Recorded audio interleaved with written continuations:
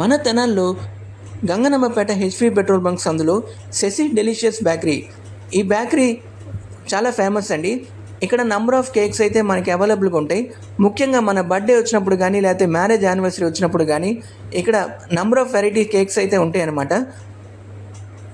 లోపల స్టార్టింగ్ మటుకు మనకి బేకరీ పాయింట్ టైప్లో ఉంటుంది. లోపల మనకి రెస్టారెంట్ అయితే ఉంటుంది ఫ్రెండ్స్. ఇక్కడ ఓన్లీ చైనీస్ ఐటమ్స్ మాత్రమే దొరుకుతాయి అనమాట. ఇంటీరియర్ అంతా కూడా చాలా బాగుంటుంది. ఇక్కడ పీస్ఫుల్గా ఓన్లీ మనకి Chinese items, noodles, fried rice, soups కానీ, స్టార్టర్స్ కానీ, చైనీస్ స్టార్టర్స్ కానీ అవి మాత్రమే ఇక్కడ దొరుకుతాయి ఫ్రెండ్స్. పిజ్జా టైప్స్ కానీ. మేమైతే మెజెస్టిక్ బేబీకార్న్, అలాగే క్రిస్పీ బేబీకార్న్, మాంచో సూప్ అయితే ఆర్డర్ చేసాం ఫ్రెండ్స్. క్రిస్పీ బేబీకార్న్ అయితే అస్సలు సాటిస్ఫాక్షన్ అనిపించలేదండి. జస్ట్ మనకి శనగపిండిలో ఈ కార్న్ ముంచినట్టు ఉందన్నమాట. బయటే మనకి మిరపకాయ బజ్జీలు 20 రూపాయలకి మిరపకాయ బజ్జీలు, పకోడీలు ఎలా దొరుకుతాయి అలా దొరికాయి అనుకోండి. దీనికోసం మేము 200 పెట్టామో అనిపించింది. బట్ బేబీకార్న్ మెజెస్టిక్ అయితే చాలా బాగుంది ఫ్రెండ్స్ స్టార్టర్ అనేది. ఆ తర్వాత స్పెషల్ ఫ్రైడ్ రైస్ అయితే ఆర్డర్ చెప్పానమాట. Special veg fried rice.